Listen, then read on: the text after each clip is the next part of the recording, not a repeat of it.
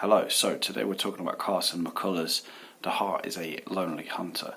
First of all, what I want to say is that I found that, this book's written by a 23-year-old, or it was written when she was 23 or published when she was 23. That's what I read online.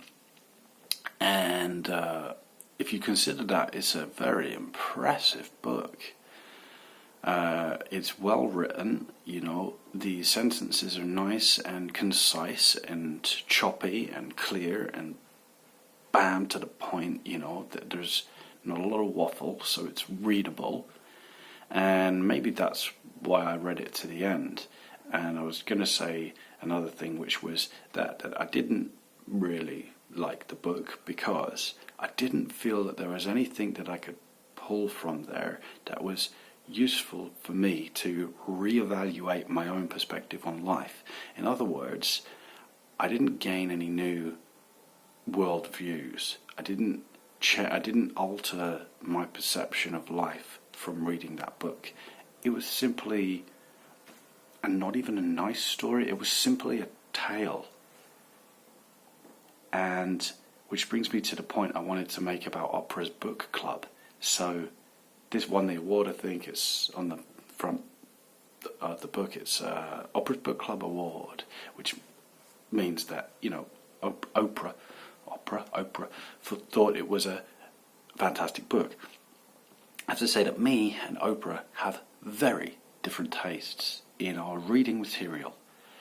Obviously, because Oprah is now an elder black woman, and I'm a straight white male. So obviously we're going to have different tastes in books.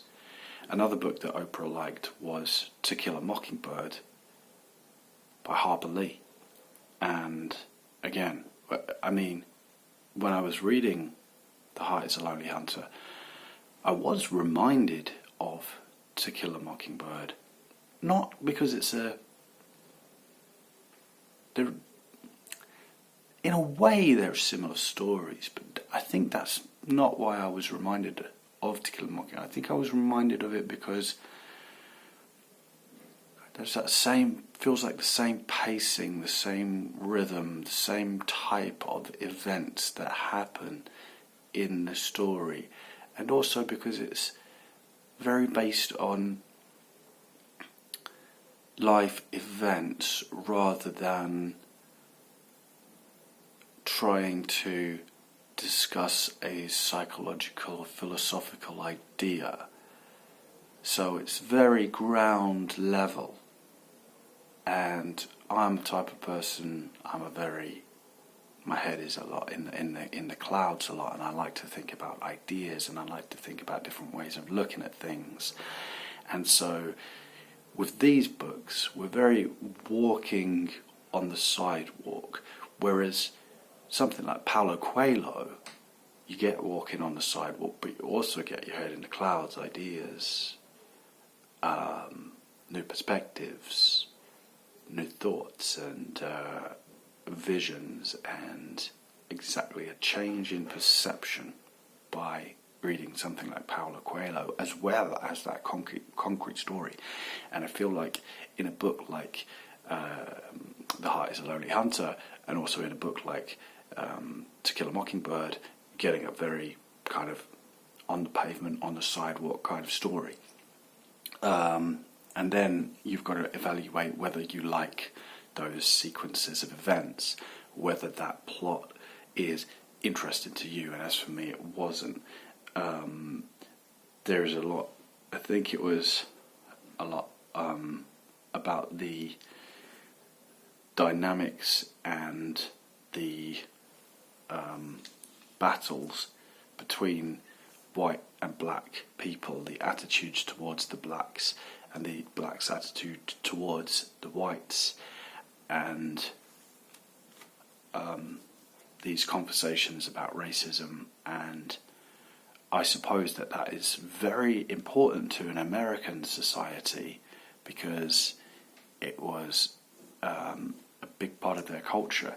I suppose it's important to a British society too, but in general, as I'm living in the current state of affairs in 2020, I would much prefer to know what's going on now. Now, you could say I was naive.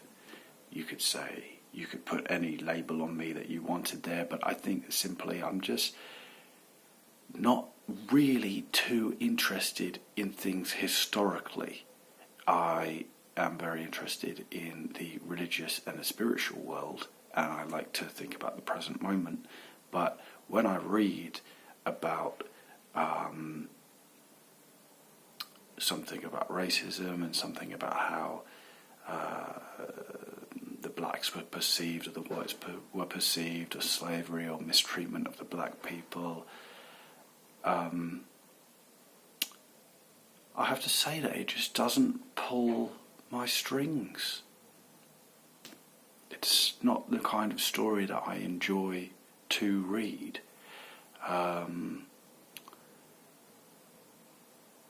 Because it's a story, and I think if I really did want to find out about racism and attitudes towards the blacks in the South and in America and in historical times, I probably would go to a non-fiction book, and I probably would go to a documentary, and I would seek that stuff out and find true stories of what happened rather than reading a novel about it.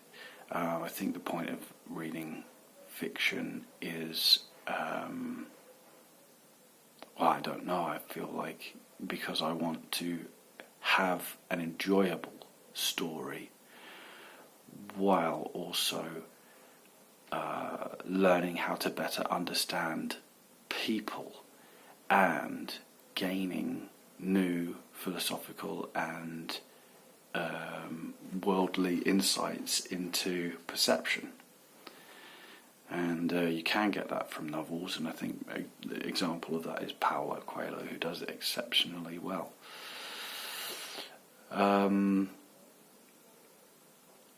So there we just have different writers, and it's about your personal interest in what you like to read. So that moves us on to the plot, which I wanted to discuss about the sequence of events that unfolds within The Heart is a Lonely Hunter.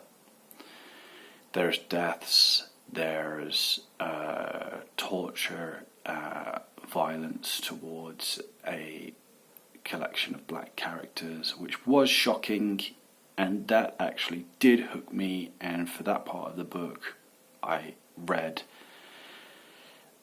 with intensity, forgetting everything that was happening around me. So that part did draw me in, but that was mainly because of the level of shock of that event. I'm not going to spoil it, but you'll find out if you do read it. And I almost feel like that's a cheap trick, actually, is to be so shocking that you're drawn in because you're shocked. Because the level of violence there was high, and the level of injustice was high, and so you're captivated it and you want to read on. I feel like that is a cheap trick, because I feel like there is nothing more to that story than just a high level of violence in that event. Which I'm saying, if there was some shift in perception that I would have because of that, it would be acceptable. But when I read The Heart is a Lonely Hunter, I had no shift in perception. So it's that puts it in a category of, and I did make another video before this which I accidentally deleted, but I made a comparison where I thought it was like a soap opera. So when I was younger, I used to watch, Neighbours, the Australian soap opera, EastEnders, Coronation Street. Well, it's drama, and there's characters, and it's gossip. There's something to watch, and it's captivating to understand the characters and watch them go through this series of events, and then it's something that you can talk about with other people, which it's gossip. But when you're watching those type of shows, I don't feel like you evolve as a person. There's no personal growth. There's no eureka moment where you go, wow, I never looked at life that way before. So I would liken something like To Kill a Mockingbird and The Heart is a Lonely Hunter to essentially a soap opera where you're just watching it purely for an entertainment value,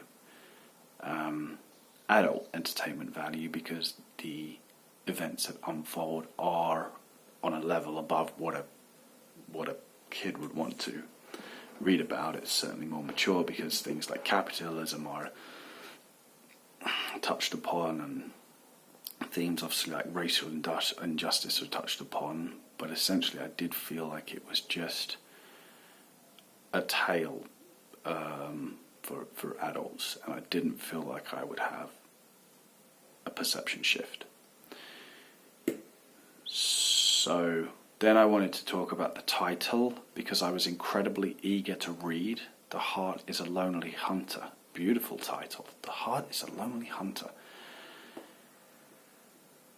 And I feel like I'm being stupid and dumb here, because I'm sure that the story would relate to the title, but I can't see that link. There was a lot about love in the book, and the characters go through love and, you know, the loss of love. All of the characters do that, so there's this whole idea of loss is a big theme in the book, loss of loved ones, and the characters are obviously a microcosm of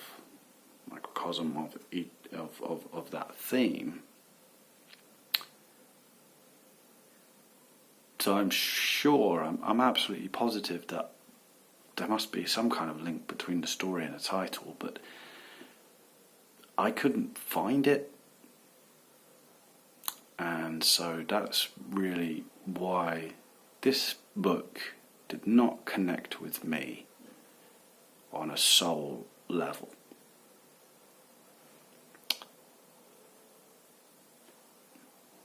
So personally, I wouldn't recommend it.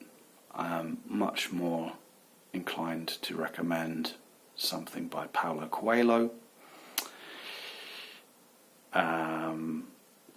And I will keep reading and keep posting videos. So have a good day.